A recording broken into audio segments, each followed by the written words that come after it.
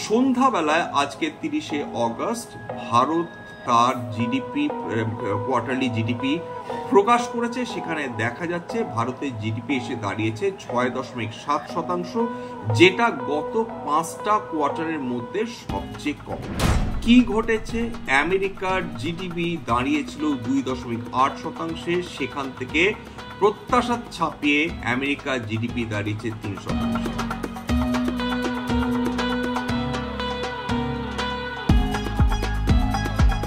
নমস্কার, আমি বোধসত্ত্ব খান চলে এসেছি সহজ শেয়ার বাজারের আরেকটি নতুন এপিসোড নিয়ে। প্রিয় বন্ধুরা, আশা করি সবাই ভালো আছেন এবং সুস্থ আছেন। আজকে আমরা আলোচনা করব নিফটিকে নিয়ে, ভারতীয় শেয়ার বাজারকে নিয়ে, ভারতের জিডিপিকে নিয়ে, আমেরিকান জিডিপিকে নিয়ে, এবং সবচেয়ে যেটা গুরুত্বপূর্ণ আজকের আমাদের যে সেন্ট্রাল টপিক সেটা হচ্ছে IREDA। অনেকগুলো ভালো খবর থাকা সত্ত্বেও আজকের দিনে 5.2% পতন হলো মোটামুটি মিনিট 15-র মধ্যে। কি এমন খারাপ খবর এলো যার ফলে আমরা IREDA এর শেয়ারে এই ধরনের পতন দেখতে পেলাম এবং এত দ্রুত পতন দেখতে পেলাম? আসুন আজকের আমাদের আলোচনা শুরু করা যাক।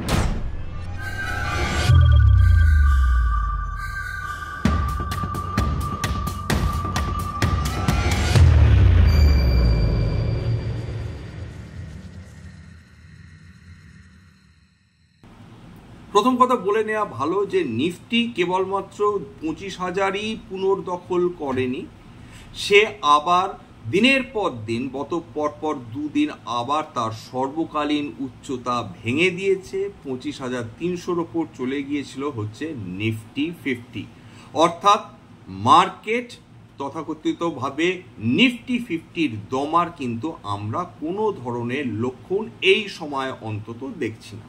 এর পেছনে ডেফিনেটলি বেশ কিছু গ্লোবাল ইভেন্টস অবশ্যই রয়েছে। তার মধ্যে প্রথমটা আগেই ধরে নিই যে মার্কেটকে উৎসাহিত করা শুরু করেছিল, সেটা হচ্ছে আমেরিকার কেন্দ্রীয় ব্যাংক বা ফেডারেল ব্যাংকের যিনি চিফ জেরেমি পাওয়েল, তিনি ঘোষণা করেছিলেন যে পলিসি চেঞ্জ আসতে চলেছে। সুতরাং সমস্ত বিশ্বের যারা বিশেষজ্ঞ বা যারা শেয়ারে বিনিয়োগ করেন তারা ধরে নিচ্ছেন যে সামনের মাসে অর্থাৎ সেপ্টেম্বর 17-18 তারিখে ফেডারেল ব্যাংকের যে মিটিং হবে সেখানে হয়তো একটা এক্সপেক্টেড একটা ইন্টারেস্ট রেট কাট হতে পারে। তার একটা পজিটিভ প্রভাব যে ডেফিনেটলি ভারতীয় শেয়ার বাজারের উপর অবশ্যই পড়েছে। এবং আরেকটি যেটা ডেটা, যেটা আমেরিকার ডেটা, সেটাও কিন্তু গোটা বিশ্বের শেয়ার বাজারকে ইন্সপায়ার করেছে, বেশ কিছুটা ভীতিমুক্ত করেছে বলা যেতে পারে। কি ঘটেছে? আমেরিকার জিডিপি দাঁড়িয়েছিল 2.8%, সেখান থেকে প্রত্যাশা ছাপিয়ে আমেরিকার জিডিপি দাঁড়িয়েছে 3%। অর্থাৎ আমেরিকা রিসেশন থেকে বেরিয়ে যে আসছে সেটার একটা উৎকৃষ্ট প্রমাণ হিসাবে আমরা এই জিডিপির উত্থান বা জিডিপিতে যে আমরা ইনক্রিজ দেখছি সেটাকে ধরে নিতে পারি। এর অবশ্যই একটা রিপলিং এফেক্ট এসছে, একটা সদার্থক প্রভাব পড়েছে বিভিন্ন দেশের বিভিন্ন শেয়ার বাজারগুলোর ওপর, এবং তার মধ্যে অবশ্যই ভারতীয় শেয়ার বাজার ব্যতিক্রম নয়। এটা গেল 2 নম্বর। সন্ধ্যাবেলায় আজকে 30শে অগস্ট ভারত তার জিডিপি কোয়ার্টারলি জিডিপি প্রকাশ করেছে। সেখানে দেখা যাচ্ছে ভারতের জিডিপি এসে দাঁড়িয়েছে 6.7%, যেটা গত 5টা কোয়ার্টারের মধ্যে সবচেয়ে কম। প্রথম প্রশ্ন যেটা দাঁড়াচ্ছে সেটা কি অত্যন্ত ভয়ে উদ্রেক করার মতন কি? এটা প্রথম প্রশ্ন। ভারত কি আস্তে আস্তে তার গ্রোথ বৃদ্ধি করার ক্ষমতা হারাচ্ছে? এই প্রসঙ্গে যদি 5টা কোয়ার্টারের মধ্যে এটা সর্বনিম্ন জিডিপি হয়, আমাদের অবশ্যই এর সঙ্গে তুলনা করতে হবে বিশ্বের অন্যান্য দেশের জিডিপির সঙ্গে। আমেরিকা বিশ্বের সবচেয়ে বড় অর্থনীতি, তা সত্ত্বেও সেখানে কিন্তু আমরা 3% হারে জিডিপি কিন্তু বৃদ্ধি করা দেখছি। এবার যদি চায়নার মতন যেটা যে আমেরিকাকে টক্কর দিচ্ছে ইন টার্মস অফ জিডিপি বা in terms of economic growth, সেই চায়নাও কিন্তু 4.5 থেকে 5.5-এর মধ্যে জিডিপি রাখার জন্য কিন্তু হিমশিম খাচ্ছে। এক্ষেত্রে আমাদের অবশ্যই এটা দেখতে হবে যে এই মুহূর্তে বিশ্বের অন্যতম সেরা পারফর্মিং মানে যেটা পারফর্মিং মানে ইকোনমিক্যালি বেটার পারফর্মিং দেশ সেটা নিঃসন্দেহে ভারতবর্ষ, এবং 6.7% মোটেই খারাপ নয়, বিশেষ করে এই হাই ইন্টারেস্ট রেট অ্যাটমসফিয়ারে 1 নম্বর। 2 নম্বর হচ্ছে হাই ইনফ্লেশনারি কন্ডিশন।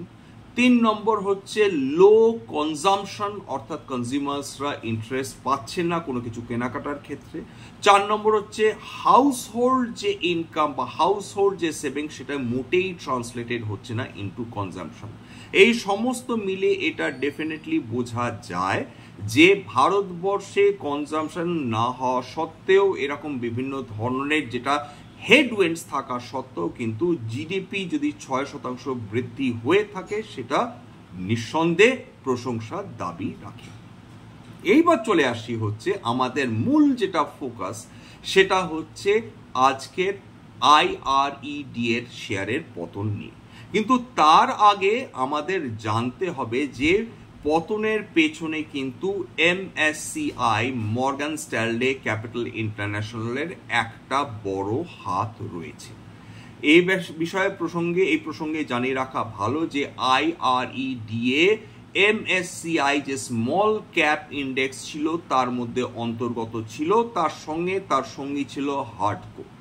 এই দুটোই নন ব্যাংকিং ফিনান্সিয়াল কোম্পানি, এই দুজনকেই কিন্তু MSCI স্মল ক্যাপ ইন্ডেক্স থেকে বের করে দেয়া হয়েছে। তার মানে কি এটা দাঁড়ায় যে কি আমরা IRED এর কথা বলি কি হার্ডকোর কথা বলি, এই দুটো অত্যন্ত খারাপ মাপের কোম্পানি বা খারাপ পারফরমেন্স করছিল বলে তাদেরকে বের করে দেওয়া হয়েছে? এই প্রসঙ্গে আপনাদের অনুরোধ করব দয়া করে এই দুটো কোম্পানির মার্কেট ক্যাপিটালের উপর লক্ষ্য রাখুন। IRED এর মার্কেট ক্যাপিটাল 50,000 কোটি টাকার উপর, একইভাবে হার্ডকোরও মার্কেট ক্যাপিটাল 50,000 কোটি টাকার উপর। অর্থাৎ এই দুটো কোম্পানি কোনোভাবেই স্মল ক্যাপ হিসাবে ট্রিটেড হতে পারে না, এরা অলরেডি মিড ক্যাপ হয়ে উঠেছে। সুতরাং technically Morgan Stanley capital international তাদেরকে তাদের ইন্ডাইসেস থেকে বের করে দিয়েছে, এবং সেই প্রবাবল কোম্পানিজগুলোকে যারা স্মল ক্যাপ ডেফিনেশনের মধ্যে ফিট করে তাদেরকে ইনক্লুড করার চেষ্টা করেছে বা চেষ্টা করতে চলেছে সামনে 30শে অগস্ট তাদের MSCI স্মল ক্যাপ ইন্ডেক্সের ইনক্লুশনের মধ্যে দিয়ে। অর্থাৎ MSCI থেকে IRED এর বেরিয়ে যাওয়া মানে এটা নির্দেশ করে না যে সেটা খারাপ, বরং তার ক্যাপিটাল এপ্রিসিয়েশন হয়েছে বলে সে স্মল ক্যাপ থেকে ডেফিনেটলি মিড ক্যাপে উন্নীত হয়েছে, এটা তো ডেফিনেটলি একটা কারণ। এইবার MSCI যেটা করে অর্থাৎ মর্গান স্ট্যানলে ক্যাপিটাল ইন্টারন্যাশনাল তারা যেটা করে সেটা হচ্ছে এশিয়ার বিভিন্ন দেশ থেকে বিভিন্ন স্টক নির্বাচন করে যেটা তাদের মনে হয় যে best of the best stocks এই বিভিন্ন ক্যাপিটাল মার্কেটসগুলোর মধ্যে। এর মধ্যে MSCI এর মধ্যে চায়নার যে ওয়েটেজ রয়েছে সেটা হচ্ছে 24.8 কাছাকাছি। ভারতের যেটা ওয়েটেজ রয়েছে সেইটা এখন আপাতত বেড়ে উঠতে চলেছে 19.8 কাছে। অর্থাৎ ভারতবর্ষ এই মুহূর্তে কিন্তু চায়নার সঙ্গে যেটাকে বলে পাল্লা দিয়ে কম্পিটিশন করছে। মোটামুটি MSCI ইন্ডেক্সে ভারতবর্ষের মোট 147টা স্টকস রয়েছে ইনক্লুডেড, এবং MSCI দেখে এই ইন্ডেক্সগুলো দেখেই কিন্তু বিশ্বে যারা তাবর বিনিয়োগকারী, যারা সভারেন পেনশন ফান্ডস, যারা ভেঞ্চার ক্যাপিটালিস্ট বা এঞ্জেল ইনভেস্টার্স বা হাই নেটওয়ার্থ ইন্ডিভিজুয়ালস বা বিদেশি বিনিয়োগকারী, ফরেন পোর্টফোলিও ইনভেস্টার্স FIIs, এরা সিদ্ধান্ত নেয় যে এক্স্যাক্টলি ভারতবর্ষে কোন কোন কোম্পানি বিনিয়োগযোগ্য এবং কোন কোন কোম্পানিতে বিনিয়োগ করলে তাদের বিনিয়োগকারীদের পক্ষে ভালো হতে পারে বা ভালো হওয়ার সম্ভাবনা রয়েছে। MSCI এই ধরনের পোর্টফোলিওতে মাঝে মাঝে রিশাফেল করতে থাকে, রিজিক করতে থাকে, কোনো স্টকে ইনক্লুড করে, কোনো স্টকে বের করে দেয়। এটা সারা বছরই কিন্তু কিছু না কিছু ডেফিনেটলি ঘটতে থাকে। সুতরাং কোনো কিছু ইনক্লুশন বা এক্সক্লুশন এটা মোটেই বোঝায় না তারা মারাত্মক ভালো অথবা তারা মারাত্মক খারাপ, এটা আমি বারবার রিইটারেট করছি। এইবার এমএসসিআই রিজিক হওয়ার ফলে কিন্তু ভারতবর্ষে যেহেতু ওয়েটেজ বাড়তে চলেছে, এক্ষেত্রে ভারতীয় ক্যাপিটাল মার্কেট বা ভারতীয় শেয়ার মার্কেটের পক্ষে সেটা একটা শুভ সংবাদ। কেননা বিনিয়োগকারীরা মনে করছেন যে এক্ষেত্রে ভারতবর্ষে বিনিয়োগের জন্য অতিরিক্ত $3 বিলিয়ন অবধি টাকা আসতে পারে সেই ধরনের স্টকে বিনিয়োগের মধ্যে দিয়ে যে স্টকগুলোকে এমএসসিআই তাদের ইন্ডেক্সগুলোতে ইনক্লুড করতে চলেছে। $3 বিলিয়ন মানে অ্যাপ্রক্সিমেটলি ধরে রাখুন যে প্রায় 25 থেকে 26 হাজার কোটি টাকা আবার ভারতবর্ষে ঢুকতে পারে এই ধরনের বিভিন্ন শেয়ার্সের মাধ্যমে। এইবার চলে আসি যে আইআরডি এর পতনের পেছনে এইটা ছিল একটা মেজর কারণ, যে মুহূর্তে তাকে এমএসসিআই ইন্ডেক্স থেকে বের করে দেওয়া হলো, স্মল ক্যাপ ইন্ডেক্স থেকে। ভারতবর্ষে এরকম বহু প্যাসিভ ফান্ডস রয়েছে। প্যাসিভ ফান্ড মানে যার ফান্ড ম্যানেজাররা নিজে থেকে কোনো সিদ্ধান্ত নেন না, বরং তারা যে কোনো বেঞ্চমার্ক ইন্ডাইসেসগুলো দেখে সেখানে যে স্টকসগুলো রয়েছে সেগুলো হয় তারা কেনেন বা সেগুলো হয় তারা বিক্রি করেন।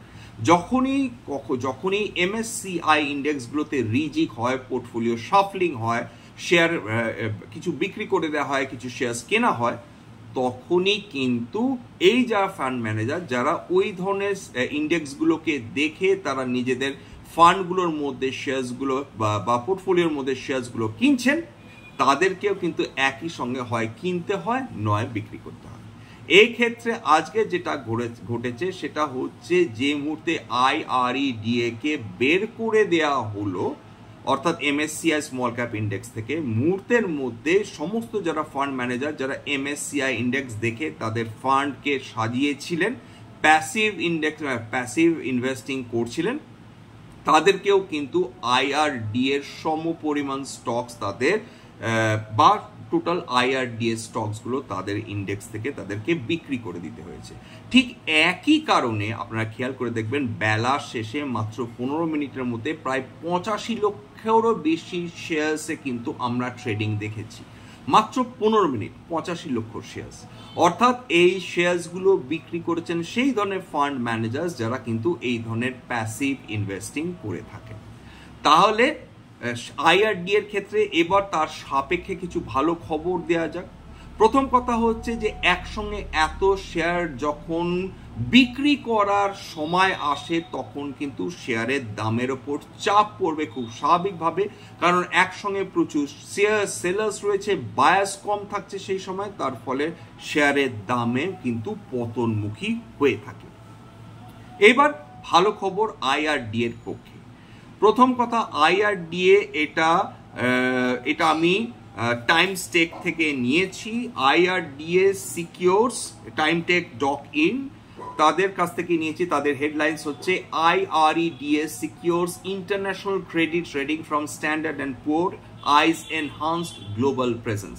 খুব স্পষ্ট কথা, যেরকম মুডিজ একটা অত্যন্ত শক্তিশালী ক্রেডিট রেটিং এজেন্সি গোটা বিশ্বে, ঠিক একইভাবে স্ট্যান্ডার্ড অ্যান্ড পুরো কিন্তু একইভাবে একটা দারুণ এবং শক্তিশালী ক্রেডিট রেটিং এজেন্সি, যেটা গোটা বিশ্বে সমাদৃত, গোটা বিশ্বে প্রশংসা পেয়ে থাকে তাদের নিউট্রালিটির জন্য।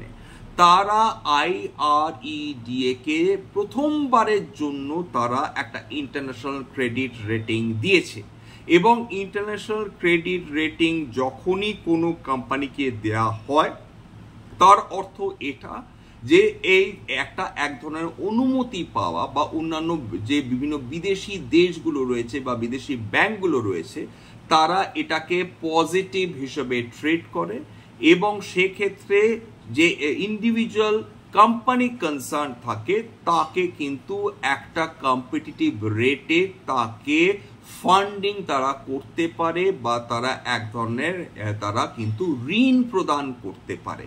এইটা খুব গুরুত্বপূর্ণ। আসুন দেখে নিই যে স্ট্যান্ডার্ড অ্যান্ড পুয়ার গ্লোবাল তারা এক্স্যাক্টলি কি ধরনের রেটিং নিয়েছে। এটাও আমি কিন্তু টাইমটেক থেকে নিয়েছি। সেখানে দেখা যাচ্ছে যে international credit rating agency standard and poor global ratings limited assigned BBB- long term and A-3 short term issuer credit ratings to IREDA with Outlook stable. খুব সহজ ভাষায় হচ্ছে IRDA যে রেটিংটা পেয়েছে সেটা যথেষ্ট ভালো এবং অবশ্যই এটা প্রশংসার দাবি রাখে। এবার যেটা হচ্ছে লং টার্ম রেটিং সেটা হচ্ছে BBB মাইনাস। এই ক্ষেত্রে আমি কিছুটা ক্লিয়ার করে দিই যে S&Pর এই যে রেটিং সিস্টেমটা কিরকম। 1 নম্বরে রয়েছে হচ্ছে ইনভেস্টমেন্ট গ্রেড রেটিংস, অর্থাৎ যেগুলো ইনভেস্টেবল কোম্পানিজ তাদেরকে এই ধরনের রেটিংস দেওয়া হয়। সবচেয়ে উৎকৃষ্টতম রেটিং হচ্ছে AAA, অর্থাৎ বিশ্ব তাদের স্ট্রং ক্যাপাসিটি রয়েছে যে কোনো ফিনান্সিয়াল কমিটমেন্ট মেটাবার জন্য, হাইয়েস্ট ক্রেডিট রেটিং। তারপর আসে AA, এটাও অত্যন্ত শক্তিশালী কিন্তু AAA এর মতন শক্তিশালী নয় এবং যে কোনো অ্যাডভার্স ইকোনমিক কন্ডিশনের ক্ষেত্রে তারা যদিও কম সাসেপ্টেবল কিন্তু সাসেপ্টেবল। তারপর আছে A, এটাও তার স্ট্রং ক্যাপাসিটি রয়েছে ফিনান্সিয়াল কমিটমেন্টসকে মিট করার জন্য, কিন্তু অ্যাডভার্স ইকোনমিক কন্ডিশনে এদের অবস্থা বিগড়ে যেতে পারে। BBB, এদেরও যথেষ্ট ক্ষমতা রয়েছে ফিনান্সিয়াল কমিটমেন্ট মিট আপ করার জন্য, অ্যাডভার্স ইকোনমিক কন্ডিশনসের ক্ষেত্রে এরা টেস্টেড হয় এবং এটা হচ্ছে লোয়েস্ট ইনভেস্টমেন্ট গ্রেড রেটিং অর্থাৎ BBB। এর মধ্যে তারপর তো ডেফিনেটলি রেখেছেন BBB মাইনাসও রয়েছে। আরেকটা সেকেন্ড ফর্ম রয়েছে নন ইনভেস্টমেন্ট গ্রেড বা স্পেকুলেটিভ রেটিংস, তার মধ্যে রয়েছে BB, অর্থাৎ এরা স্বল্প সময়ের মধ্যে এরা ফিনান্সিয়াল কমিটমেন্টস মিট আপ করতে পারে কিন্তু দীর্ঘমেয়াদী সময়ে এদের ফিনান্সিয়াল কমিটমেন্ট মেটাবার ক্ষমতা কিন্তু আনসার্টেন। তারপর রয়েছে CCC, সেটা হচ্ছে এদের কিন্তু ভীষণ ভালনারেবল এবং ডিপেন্ডেন্ট, যে ফেভারেবল বিজনেস হলেই তবে এরা ভালো করতে পারবে, ফিনান্সিয়াল ইকোনমিক কন্ডিশন যদি ভালো থাকে তাহলে এরা ভালো করবে, নতুবা কিন্তু বিপদে পড়তে পারে। এরপর সবচেয়ে খারাপ হচ্ছে ডিফল্ট রেটিং, অর্থাৎ যখনই কোনো কোম্পানি ইন্টারেস্ট পেমেন্টে ডিফল্ট করে সেটাকে কিন্তু এই D গ্রেড দেওয়া হয়। এটা হচ্ছে নিকৃষ্টতম রেটিং, কোনোভাবেই ইনভেস্টেবল রেটিং নয় এবং সেক্ষেত্রে এইটা অ্যাভয়েডেবল কোম্পানি এই হিসাবে ট্রিটেড করা হয়, মানে ট্রিটেড হয়, বিশেষ করে যখন এটা রেটিংসের ক্ষেত্রে S&P রেটিংসের ক্ষেত্রে এটা চলে আসে। এটা গেল রেটিং সিস্টেম। এবং IRED এর যে BBB মাইনাস, তার মানে হচ্ছে শর্ট টার্ম ফিনান্সিয়াল কমিটমেন্টস মেটাবার যথেষ্ট ক্ষমতা রয়েছে এবং হচ্ছে অ্যাডিকুয়েট তাদের ক্যাপাসিটি রয়েছে সব ধরনের ইকোনমিক চ্যালেঞ্জেস নেওয়ার ক্ষেত্রে, কিন্তু দীর্ঘমেয়াদী সময় এটা হতেই পারে যে ইকোনমিক কন্ডিশনস অ্যাডভার্স হলে তার সঙ্গে সঙ্গে এর কিন্তু অর্থনৈতিক পরিস্থিতি বদলাতে পারে। এটা হচ্ছে BBB মাইনাস। A-3, এইটা হচ্ছে ডেফিনেটলি ইনভেস্টমেন্ট গ্রেড রেটিং অবশ্যই, কিন্তু এদেরও শর্ট টার্ম কমিটমেন্ট এরা ফুলফিল করতে পারে, কিন্তু যখনই এই ধরনের অর্থনৈতিক দুরবস্থা আসে এরা কিন্তু বিগড়ে যাওয়ার সম্ভাবনা থাকে, কিন্তু তাও এটা শর্ট টার্মের মধ্যে A-3 ক্রেডিট রেটিং, কিন্তু বিশেষ করে প্রথমবার for the first time IREDA কে যেহেতু ক্রেডিট দেওয়া হচ্ছে, এটা তাদের জন্য is a good stepping stone. এবার চলে আসি হচ্ছে যে চায়নার ক্ষেত্রে যে ওয়েটেজের কথা বলেছিলাম, চায়নার ওয়েটেজ 30শে অগস্ট যে রিশাফলিং হবে সেখানে চায়নার যে ওয়েটেজ রয়েছে MSCI ইন্ডেক্সে সেটা 24.8 থেকে কমে আসছে 24.2। ভারতবর্ষে যে 19.2% ওয়েটেজ ছিল সেটা বৃদ্ধি হতে যাচ্ছে হচ্ছে 19.8। তারপর চলে আসি হচ্ছে যে এইবার MSCI ইন্ডেক্সের মধ্যে বিভিন্ন কোম্পানি যেগুলো ফোকাসের মধ্যে রয়েছে, নতুন এন্ট্রান্ট, তার মধ্যে ডিকসন টেকনোলজিস রয়েছে, VI অর্থাৎ ভোডাফোন আইডিয়া রয়েছে, RVNL রয়েছে, বন্ধন ব্যাংক এখান থেকে বেরিয়ে আসছে, যেভাবে IREDA বেরিয়ে আসছে, যেভাবে অবশ্যই হার্টকো বেরিয়ে আসছে। যাই হোক, এইবার চলে আসি হচ্ছে সবচেয়ে বেশি অবশ্য যারা ফান্ডিং পেতে পারে সেটা হচ্ছে HDFC ব্যাংক, তাদের ওয়েটেজ ইনক্রিজড হতে চলেছে MSCI ইন্ডেক্সে। এবং আরেকটা যেটা ব্যাপার দাঁড়াচ্ছে যে প্রথম রাউন্ডের যে রিজিক হতে পারে তাদের ওয়েটেজ, সেক্ষেত্রে তারা $1.5 বিলিয়ন অবধি তারা এক্সপেক্ট করতে পারেন ফান্ড ইনফ্লো।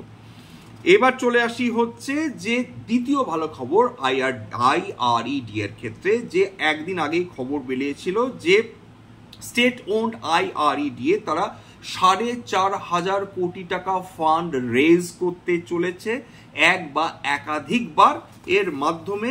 এবং তারা কি করতে চলেছে যে ইদার তারা ফলো অন পাবলিক অফার আনতে পারে FPO, অথবা কোয়ালিফাইড ইনস্টিটিউশনাল প্লেসমেন্টস করতে পারেন through qualified institutional bias, rights issue করতে পারে বা প্রেফারেন্সিয়াল ইস্যু অ্যালট করতে পারে।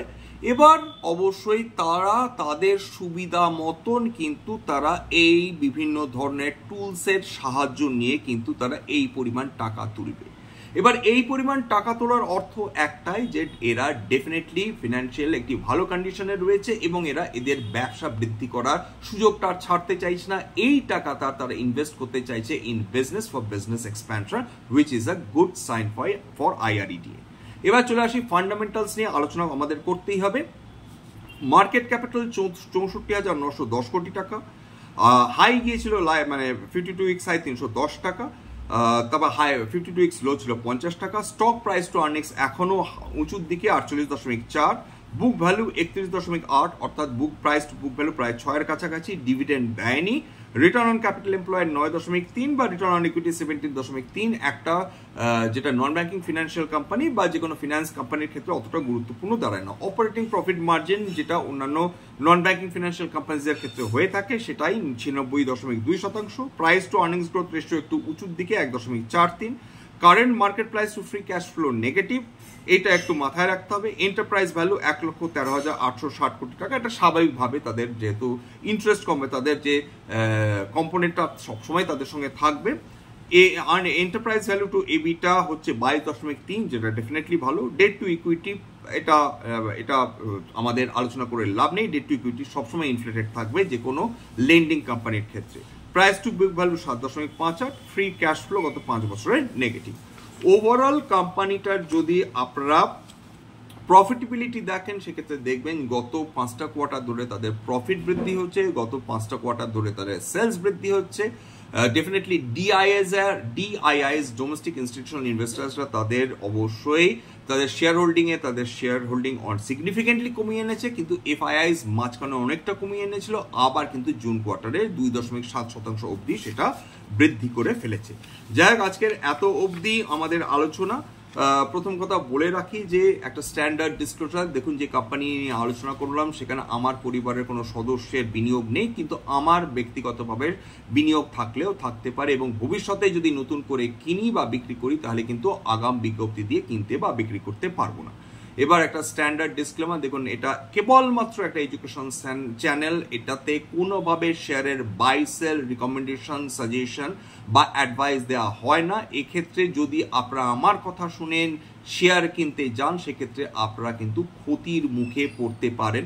সেই জন্যে অবশ্যই একজন সেবি রেজিস্টার্ড ইনভেস্টমেন্ট অ্যাডভাইজারের সঙ্গে আলোচনা করে নেবেন বা নিজের ডিউ ডিলিজেন্স করবেন, তারপরে কিন্তু কোনো না কোনো শেয়ার কেনার ব্যাপারে সিদ্ধান্ত নেবেন।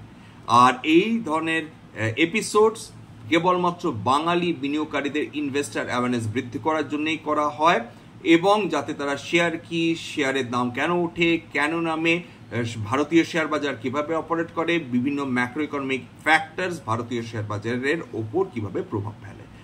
এই গেল আজকের আমাদের স্ট্যান্ডার্ড ডিসক্লেমার। এবার যেটা আমি সবার শেষে ভিডিও শেষে বলে থাকি, যদি সত্যি মনে হয় এই ধরনের এপিসোড আপনাদের কাজে লাগবে প্লিজ লাইক করবেন, প্লিজ সাবস্ক্রাইব করবেন এবং যদি মনে হয় বাঙালি ভাই বোনদের সত্যি এই ধরনের এপিসোডস কাজে লাগবে দয়া করে কিন্তু শেয়ার করে দেবেন নিজের গ্রুপে, ভাই বোন, আত্মীয় স্বজন বা বন্ধুদের মধ্যে। আজকের জন্য